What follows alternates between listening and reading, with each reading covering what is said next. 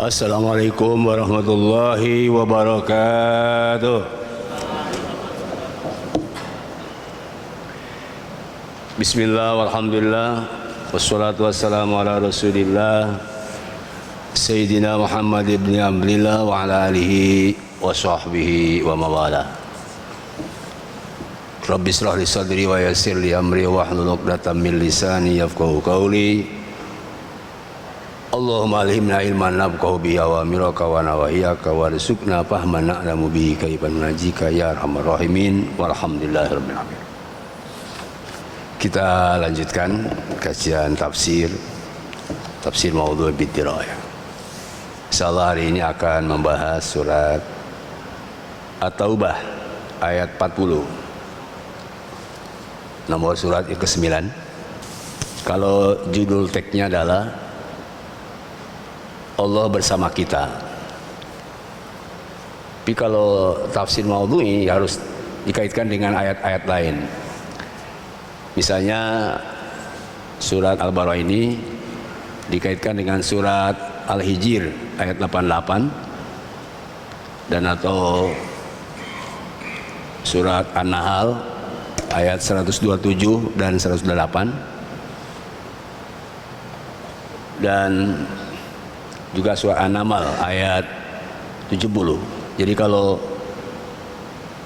dikaitkan dengan ayat lain, maka judul kontemporernya adalah fungsi puncak iman di saat sulit. Kenapa kita harus membahas fungsi puncak iman di saat sulit? Karena kesulitan itu sudah sunnatillah.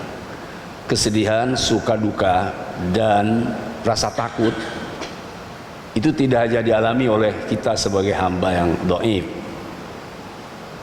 Orang-orang yang telah Allah jadikan Rasul juga kesulitan itu selalu menghadapinya.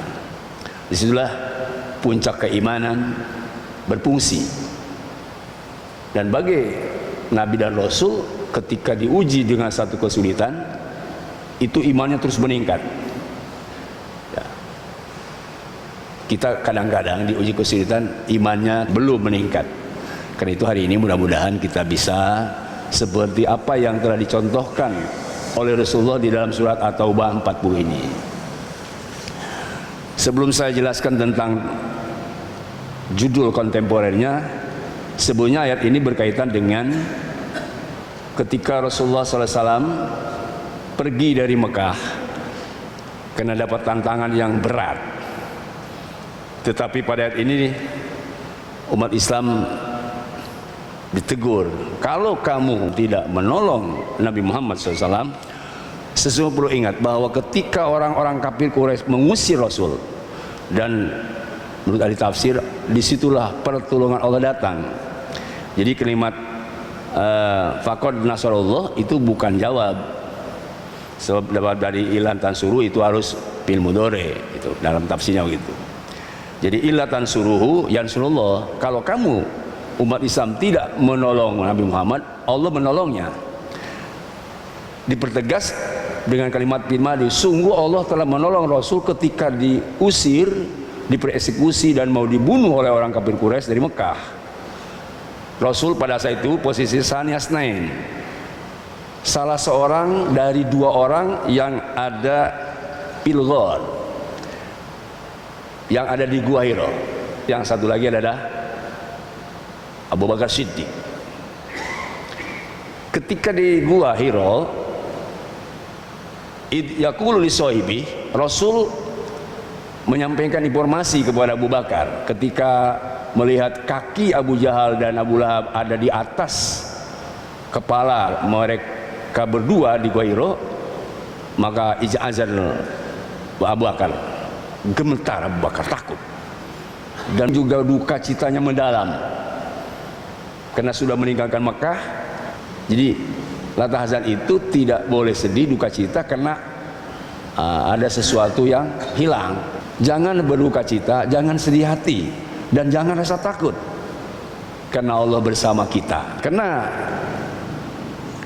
keimanan Rasulullah bersama Abu Bakar memuncak saat itu karena langsung diberikan wahyu oleh Allah, la tahzan innallaha ma'ana, sehingga fa'anzalallahu sakinatahu, Allah menurunkan ketenangan kepada Abu Bakar. Ini dalam tafsirnya, karena lafaz hu itu domir yang rujuknya kepada yang dekat, yaitu pas sahibi. Tidak tepat kalau domir itu dirujukkan kepada Muhammad, sebab Nabi Muhammad sudah punya kekuatan iman. Ketika berhadapan dengan sulit, Rasul tidak ada sedih hati dan tidak ada rasa takut. Tapi kalau sudah ada sedikit rasa takut, diperkuat dengan ayat kalimat berikutnya. Jadi la tahzan innallaha ma'ana, di sini disebutkan anzal sakinatahu, Allah menurunkan ketenangan kepada Abu Bakar Siddiq. Wa yarbijunu di lantarawa, ini sepakat para ahli tafsir bahwa hu di sini Allah memperkuat kepada Kangjeng Rasulullah dengan apa? Pada saat waktu diwahyu bijunu di lantarawa, sejumlah bala tentara Allah yang tidak kelihatan. Ketika Rasulullah ada 3 hari 3 malam untuk mengkecoh kaum musyrikin dari kejarannya, dan Allah memberi informasi tetap harus tinggal dan tidak boleh keluar sebelum ada perintah. Nah, setelah 3 hari turun sejumlah malaikat melindungi Rasulullah SAW. Setelah tadi menyampaikan innallaha ma'ana, Allah bersama kita wahai Abu Bakar. Jangan takut, jangan sedih, jangan merasa pesimis, dan jangan berduka cita yang mendalam. Nah, disebutkan di sini ja'alal kalimatal ladzina kafaru sufla. Ini informasi dari Rasul kepada Abu Bakar.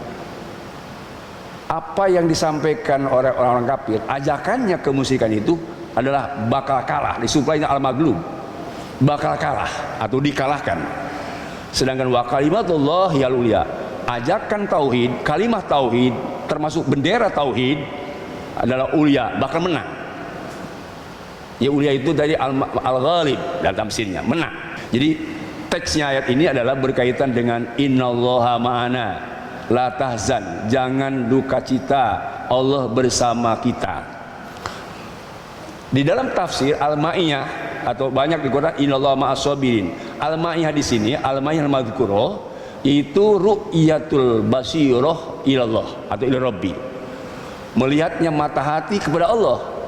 Kalimat ma'ana Al-Ma'iyah. Sebab apa? Sebab ru'yatul rabbi bi'ainil basirah nanti harus dihilangkan ru'yatun nafsi bi'ainil ra'si. Harus dihilangkan rasa ada diri sendiri dengan sebab kelihatan oleh mata kepala. Jadi waktu kita dalam rapat kesulitan harus hilang semua itu. Apakah orang lain, harta, benda, Mekah yang ditinggalkan, mobil, rumah, harus hilang semua. Bahkan dirinya sendiri harus hilang. Yang ada adalah Allah Subhanahu wa ta'ala. Ini disebut innallaha ma'ana. Hadirin rahimakumullah, kalimat ma'ana di dalam ilmu tafsir yaitu ma'iyah hakikiyah. Apa ma'iyah hakikiyah? Itu berkaitan dengan keimanan yang sempurna. Makanya saya terjemahkan puncak keimanan. Ulama-ulama mengatakan puncak keimanan itu namanya iman inyan namanya. Iman inyan itu kan, iman itu ada 3. Ada iman ilmu, ada iman ma'rifat atau iman hakikat, ada iman inyan. Yang ini mungkin jarang dikaji. Siapa yang biasa ngajar hikam di sini biasanya ada. Iman inyan itu Pak, rumpun dari ketiga setelah ada iman ilmu. Apa iman ilmu? Iman berdasarkan dalil, baik dalil akli atau dalil nakli, Quran hadis. Orang yang beriman berdasarkan dalil itu namanya iman ilmu. Imannya bisa dipertanggungjawabkan di dunia dan akhirat sebab punya dalil. Sedangkan iman hakikat atau iman makrifat, iman sampai kepada hakul yakin, yakin betul adanya Allah.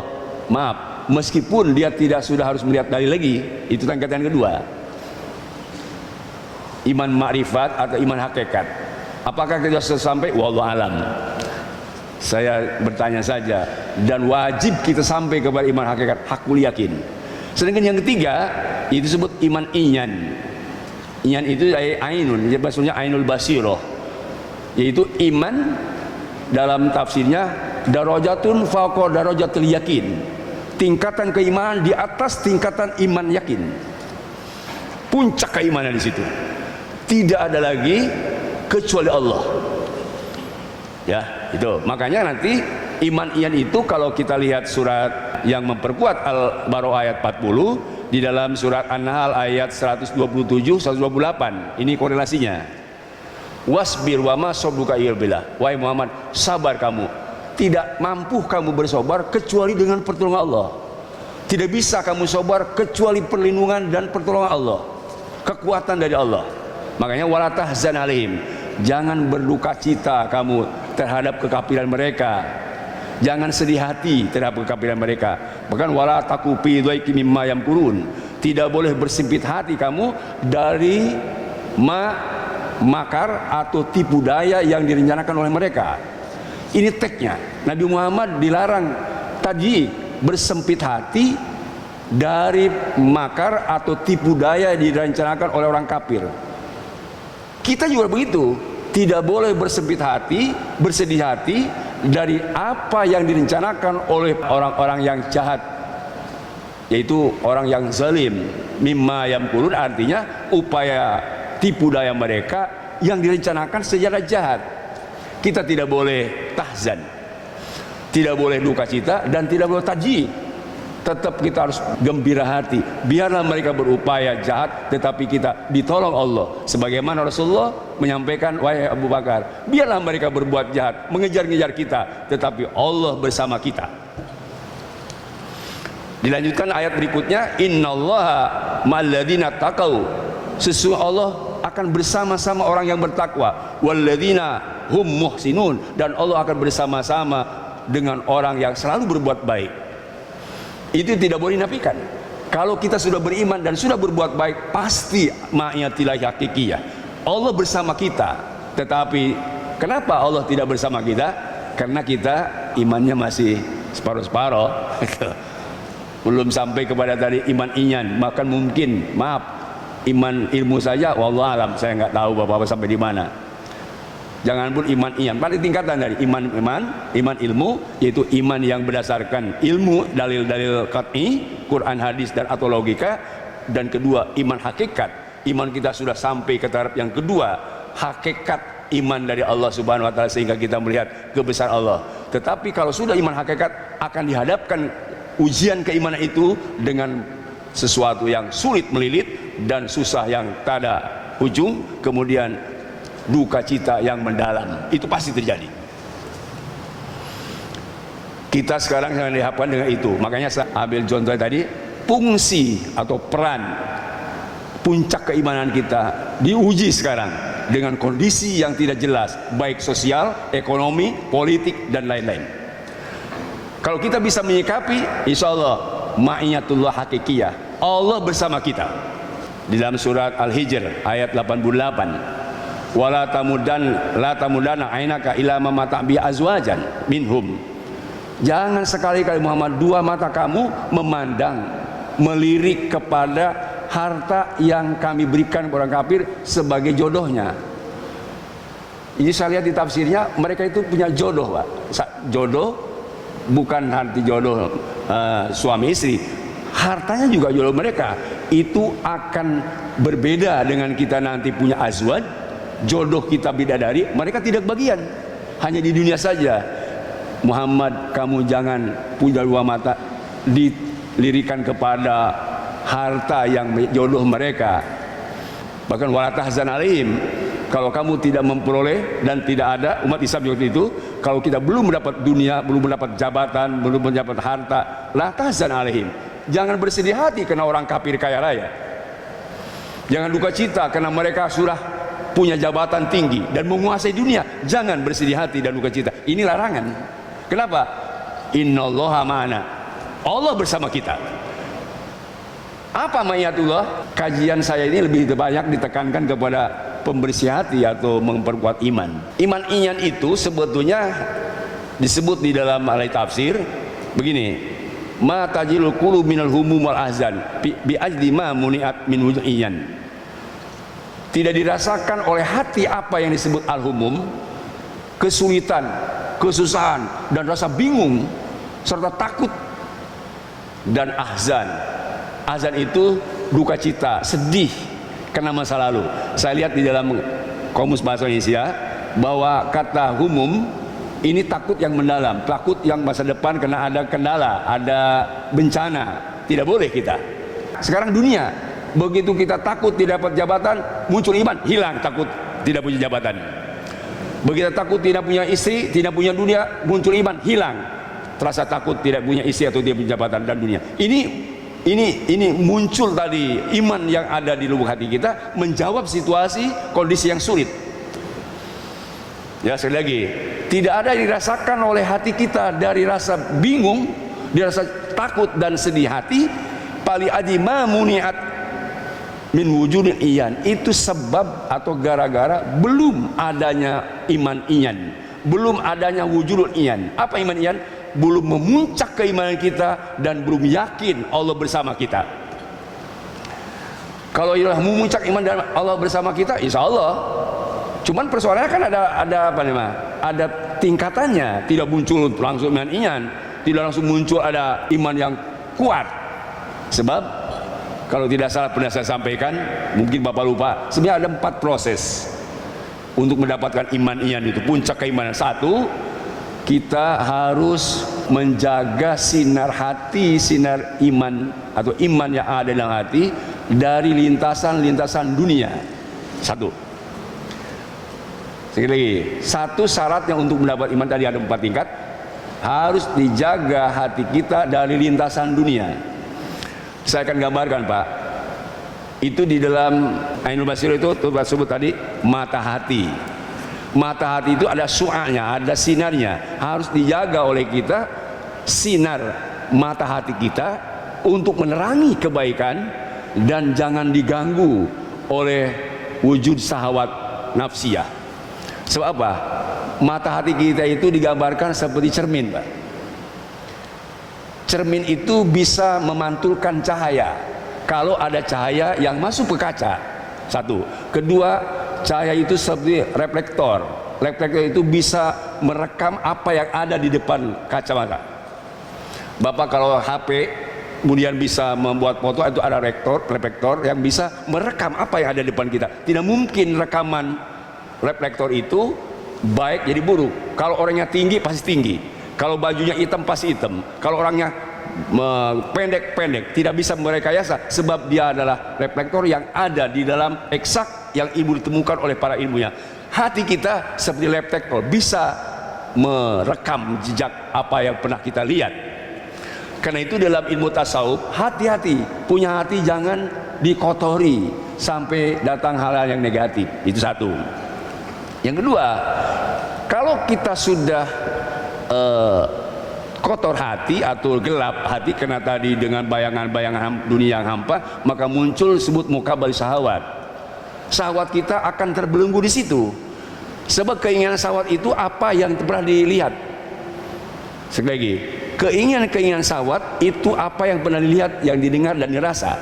Pasti anak-anak muda biasanya syahwatnya mimpi hubungan seperti anak muda. Kalau pedagang biasanya mimpinya dagang di pasar. Kalau kiai biasanya mimpi ngajar ngaji. Dan seterusnya. Kalau sudah sampai kepada imam ripat, bertemu dengan Rasulullah sallallahu alaihi wasallam. Jadi tergantung apa yang dibaca oleh hati. Itu namanya mukabal syahwat. Kedua, tidak boleh syahwat kita biarkan keinginannya. Sebab syahwat itu fa'alhama fujuraha, nafsu itu fa'alhama fujuraha, suka ingin kepada yang salah. Makanya disebut fa'amman khofa maqama rabbih, orang yang takut maqama rabbih kepada Allah, wa nahan nafsanil hawa, dan menjaga nafsu dari keinginannya, fa inna jannata yal mawa, dia surga bagiannya. Jadi nafsu itu anis dijaga dari hawa, tahan nafsu dari keinginannya. Sebab keinginan nafsu itu makan, minum, seks, jalan, berdiri, tidur, ngantuk. Kecuali pada tempatnya. Bapak bukan tidak boleh tidur, boleh tidur, tapi waktunya dari jam 9 sampai jam 2. Bapak bukan tidak boleh ngantuk, boleh ngantuk kalau sudah capek, tapi ke ngaji tidak boleh ngantuk. Bapak bukan tidak boleh minum, kalau bukan waktunya minum. Dan demikian sebetulnya. Bapak bukan tidak boleh punya istri, kalau ngesbadot, ngeskolot, kawin, itu dibolehkan. Jadi sebetulnya larangan itu karena dia belum saatnya. Itulah tadi yang sebut kedua, tidak boleh kita mengikuti hawa nafsu. Sebab apa? nafsu itu biasanya mukabbal, dia mengikat diri untuk melampiaskan keinginan-keinginan. Itu yang kedua. Yang ketiga, kita harus bersih dari dosa lupa. Disebut janabati goplati. Sebab hati kita kalau lupa itu seperti orang junub, tidak boleh masuk ke masjid. Kalau hati kita sudah lupa, tidak boleh kita sebutnya masuk ke masjid, sebab ngalantur di masjidnya. Harus ingat dulu, dan mau ke masjid, mau sholat, tidak boleh. Mau kemana kamu? Mau ke masjid, mau apa? Mau apa aja deh, gak boleh. Dia datang ke masjidnya itu harus mau sholat. Mau kemana kamu? Mau ngaji? Gimana pun? Gimana aja? Gak boleh, harus jelas. Itu janabatil ghafilat. Kalau dia lupa kepada apa yang mau dikerjakan, itu junub namanya. Orang punya hadas besar, junub, gak boleh masuk masjid, harus bersih dulu. Nah itulah ghafalat. Makanya di ketiga dalam Quran, walladzina idza fa'alu fahisatan aw dzalamu anfusahum dzakarullah.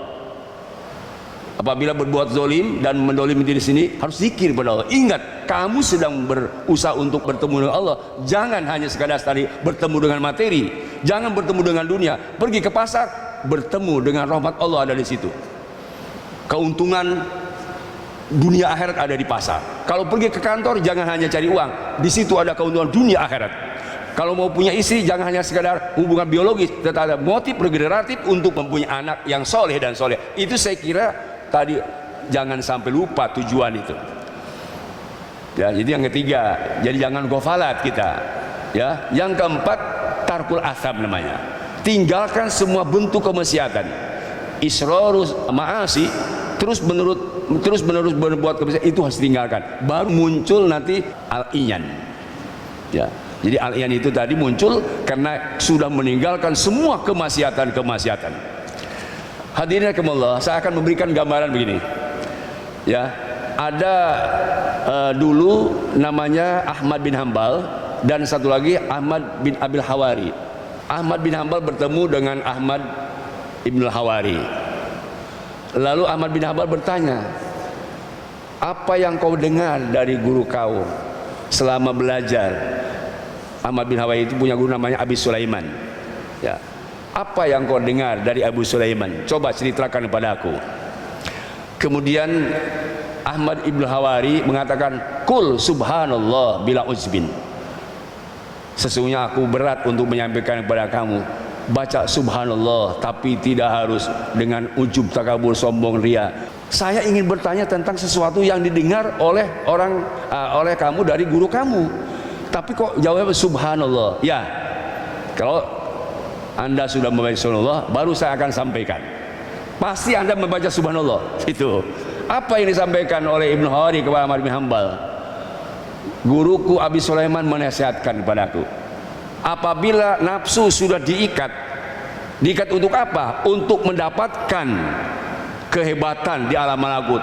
Lalu dengan sebab apa? Ala tarkil ma'asi, diikat untuk bisa meninggalkan seluruh kemaksiatan. Jadi artinya kalau nafsu sudah diikat dan tidak mau dan tidak siap untuk sedikit pun melakukan maksiat, fil malakut, nafsu itu, jiwa itu naik ke atas. Wa adat ila dzalika bi tarabil hikmah min ghairi ayu adda ilayya alimun ilman. Kalau dia sudah di atas nafsunya itu, maka kembali kepada si hamba yang sudah meninggalkan maksiat, mendapat toro'ipil hikmah, mendapat ujung ilmu dan ujung iman.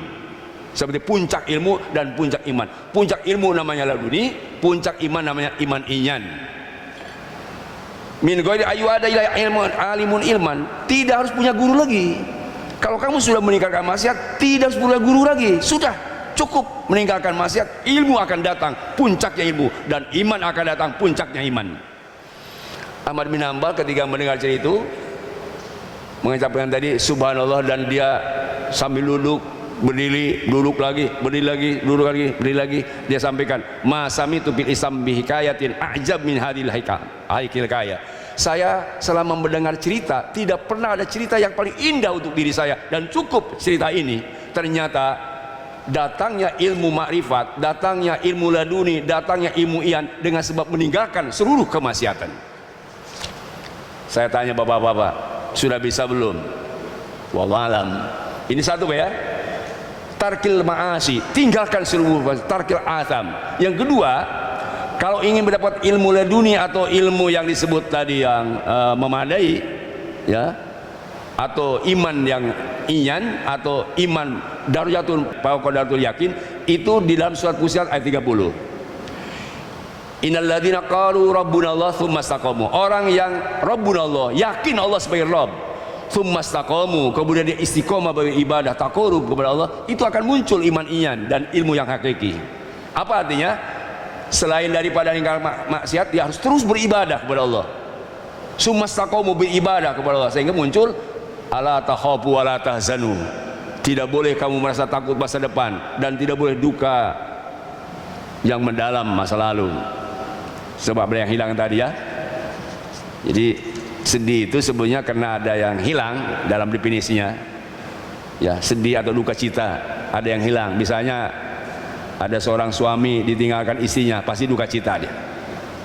Ada seorang istri ditinggal suaminya, duka cita. Ada orang punya mobil belum selesai ngiriditnya, ada yang nyuri, pasti duka cita. Punya motor hilang, pasti duka cita. Bahkan punya hewan yang mati bisa duka cita. Ini kena ada yang hilang. Bolehlah semua hilang. Tumainya boleh semua hilang. Seperti Nabi sampaikan ketika di Gua Hira, memang kita sudah tidak ada apa-apa, ditinggalkan Mekah, tetapi innallaha ma'ana. Itu artinya la tahzan, tidak boleh berduka cita karena ada yang hilang. Allah bersama kita. Kedua, wala tahab tadi atau humum, susah dan bingung masa depan atau takut yang berlebihan, itu juga tidak boleh. Kenapa? Sebab takut itu biasanya menghadapi kendala atau ada bencana di depan. Tidak boleh kita rasa takut. Sebab apa? Innallaha ma'ana. Ini diperkuat oleh firman Allah di dalam surat Yunus ayat 62. Ala inna awliya Allah la khaufun alaihim walahum yahzanun. Para wali Allah itu la khaufun, tidak boleh ada rasa takut, walahum yahzanun, dan tidak boleh ada duka cita yang mendalam. Ini kaitan tadi dengan apa? Dengan kita tidak boleh hati kita itu rasa sedih kepada yang tidak ada, atau tidak boleh takut kepada bencana yang dihadapi oleh kita. Imam Sibli mengatakan iman iyan itu karena dia pertama sudah kenal dirinya, lalu mengenal Allah, dan meninggalkan semua kemaksiatan. Man arofa nafsah arofa robbah, barang siapa orang yang sudah tahu diri, dia akan kenal Allah. Waman arofa robbah lam yakum lahu ghammun. Orang yang sudah mengenal Allah tidak akan ada rasa bingung dan tidak ada rasa takut, juga tidak akan bersedih hati. Bahkan ketika Nabi Muhammad SAW menyampaikan informasi kepada sahabat, yaitu di dalam kitab Zabur, Nabi Daud pernah diberikan wahyu oleh Allah Subhanahu wa taala. Apa isinya dalam kitab Zabur? Di dalam cerita itu juga dibukakan bi fafrah wa bi dzikri fatan'am. Dengan sebab ketemu denganku, beribadah kepadaku, kau harus senang gembira, dan sebab menyebut namaku, kau harus merasa tenang.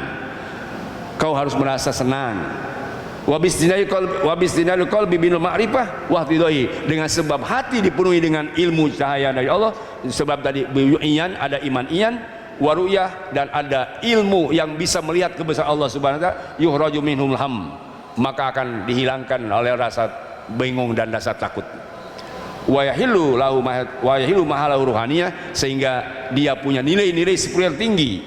Apa nilai spiritual tinggi? Yaitu nilai kebesaran Allah Subhanahu wa taala ada pada hati seorang. Itu disebut tadi disebut iman iyan. Hadirin rahimakumullah, kesimpulannya saya mengajak di surat Al-Baqarah 40, mari kita camkan pengertian la tahzan innallaha ma'ana secara tek, bahwa jangan berduka hati, jangan bersedih hati, jangan takut, karena Allah bersama kita. Pengertian bersama kita, kita harus meningkatkan iman sampai iman iyan.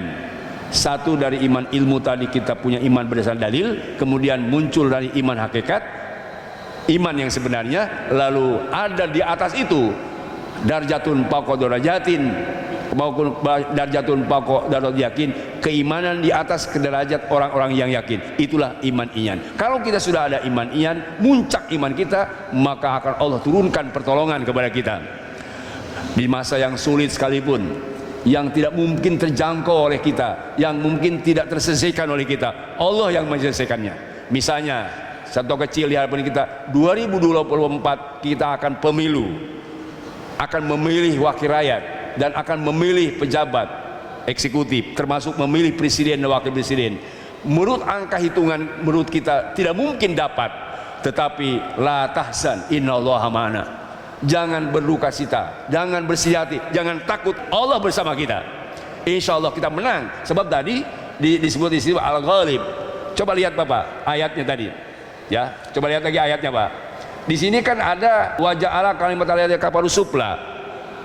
Ajakan mereka dengan uang, ajakan mereka dengan kesyirikan dan dengan materi, maka itu bakal kalah al-maghlub. Sedangkan ajakan kita kalimat Allah, kita berdakwah karena membela Allah, membela Rasul, membela Islam dan umatnya, hiyal ulia, kitalah yang akan menang.